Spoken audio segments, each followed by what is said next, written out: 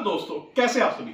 तो आज ये हमारा पार्ट 3 होने वाला है stock market made easy by Ravi के स्टॉक मार्केट सीरीज में।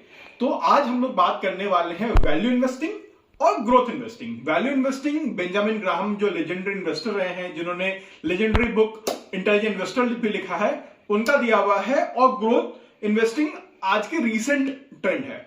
तो इस चैनल की शुरुआत करने से पहले, इस वीडियो की शुरुआत करने से पहले मैं चाहूंगा 5 सेकंड का वक्त निकाल के आप प्लीज इस चैनल को सब्सक्राइब करें अगर आपको ये मेहनत पसंद आ रही है, प्लस इसको वीडियो को बाकी लोगों तक पहुंचाए ताकि वो बेसिक कॉन्सेप्ट को आसान भाषा में समझ सके।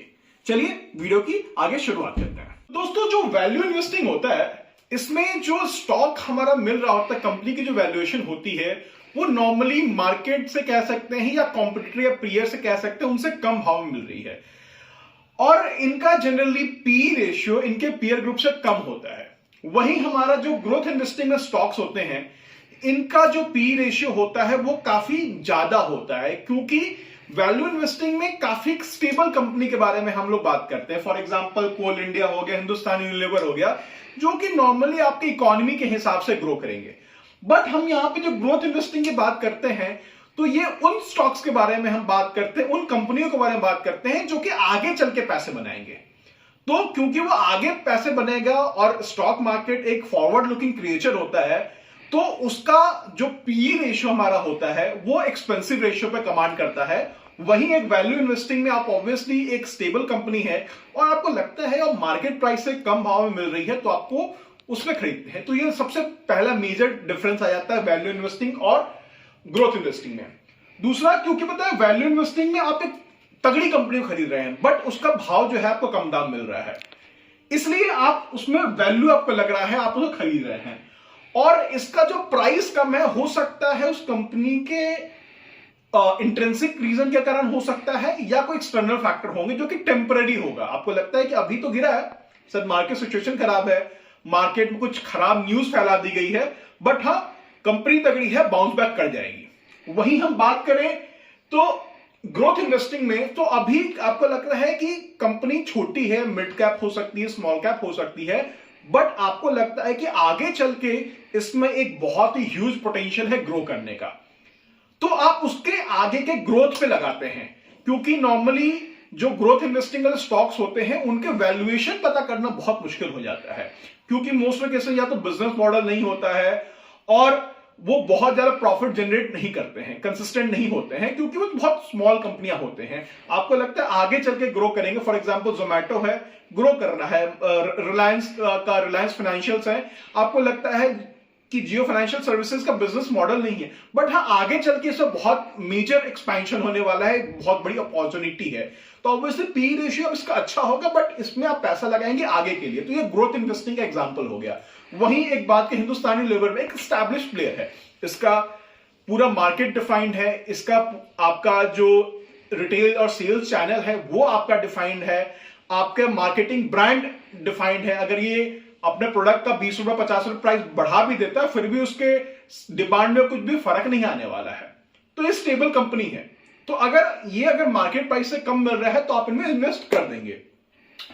मोटा मोटा जो वैल्यू इन्वेस्टिंग वाले जो स्टॉक्स होते हैं, क्योंकि स्ट्रांग होते हैं, कैश फ्लो जनरेट कर रहे होते हैं, प्रॉफिट्स अच्छे होते हैं, इसमें डिविडेंड यील्ड भी काफी अच्छा मिल रहा होता है।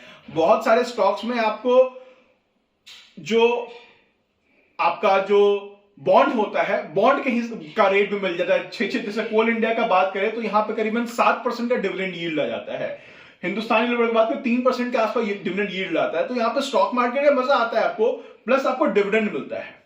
बट ऑब्वियसली आप स्टॉक मार्केट में 5%, 8% के लिए नहीं आते। कम से कम आप इस माइंडसेट से खुद से अगर पैसे लगा रहे हैं, तो आप चाहते हैं कि इंडेक्स को बीट करें, जो कि नॉर्मली 12% के आसपास निफ्टी सेंसेक्स का इंडेक्स जो है ग्रो करता है, तो आप चाहेंगे उसको बीट करें। तो उसके लिए जनरली जो वैल्यू इन्वेस्टिंग का फॉर्मूला होता है वो मोस्टली 50 या प्लस ईयर्स के लिए होता है, कि उनका एटलीस्ट पैसा अगर एक बड़ा लमसम अमाउंट होता है तो वो पैसा सेफ रहे। ये वैल्यू इन्वेस्टिंग का फॉर्मूला रहता है। या आपके पास अगर सरप्लस अमाउंट है, आपने लगा दिया कि हाँ आपका पैसा 10% 20% पैसा बन जाएगा। बट स्टॉक मार्केट में अगर आते हैं 15 या 20% कैगर के हिसाब से अगर पैसा बनाना चाहते हैं, तो आप ग्रोथ इन्वेस्ट करते हैं। जैसे कि ग्रोथ इन्वेस्टिंग का एग्जांपल होगा डीमार्ट हो गया, एचडीएफसी, जोमेटो, बजाज फाइनेंस हो गया, जो कि कंसिस्टेंट कंपाउंडर का हिस्ट्री रहा है या लगता है कि आगे चल के पैसा बनाएंगे। इनमें शायद डिविडेंड मिले, बहुत कम मिले, नहीं भी मिल सकता है, क्योंकि मोस्टली क्या तो कंपनी लॉस में होती है या जो पैसा इनका बनता है वो वापस बिजनेस में लगाती है ताकि वो ग्रो कर सके। आपको वो डिविडेंड दे देंगी, उनसे वो ग्रो नहीं कर पाएंगे, लेकिन वही पैसा अगर वो बिजनेस में अपना लगाएंगी और उसको 100 रुपए को आपको 150 रुपए करके देंगी तो आपको ज्यादा फायदा है, रेदर देन के 100 का 4 रुपए देकर के 4% डिविडेंड यील्ड बन जाए आपका, तो वो मतलब नहीं होता है। तो जो जनरल स्टाइल होता है, अगर आपके पास सरप्लस अमाउंट है और अगर आप ज्यादा रिस्क नहीं लेना चाहते हैं तो एक स्टेबल कंपनी जो कि मार्केट प्राइस या अपने एवरेज 200 एवरेज मूविंग डे से कम पे मिल रही है, तो उसमें आप वैल्यू इन्वेस्टिंग के हिसाब से उसमें पैसा लगा सकते हैं स्टेबल कंपनी में। और अगर आप एक रिस्क टेकिंग एपेटाइट है आपके पास रेगुलर कैश फ्लो हो रहा है, सैलरीड पर्सन है, ठीक ठाक अमाउंट कमा रहे हैं, तो आप अपने पोर्टफोलियो का 40-50% तक अपना ग्रोथ वाले स्टॉक्स में लगा सकते हैं, जहां पे आपका लग रहा है पैसा बन सकता है। आप उसे यूएस में भी टेक स्टॉक्स में लगा सकते हैं जिसमें कि आपको एक अच्छी ग्रोथ अपॉर्चुनिटी दिख रही है। फॉर एग्जांपल आपको एआई के स्टॉक्स ले सकते हैं, चिप मेकिंग, जैसे इनवीडिया हो गया, आपका सुपर माइक्रो कंप्यूटर्स हो गए, एएमडी हो गए, इन सब में लगा सकते हैं जिसमें कि आपको 30 से 40% पे कंपनी या फिर सेक्टर ग्रो कर रहा है। तो ग्रोथ इन्वेस्टिंग में या तो आपका स्टॉक ग्रो करना चाहिए या आप उस सेक्टर में लगाएं जहां पे ओवरऑल सेक्टर जो है 15-20% से ऊपर से ग्रो कर रहा है, ताकि आप इंडेक्स को बीट कर सके और आपने रिस्क जो लिया है उसके हिसाब से आपका पैसा बन सके।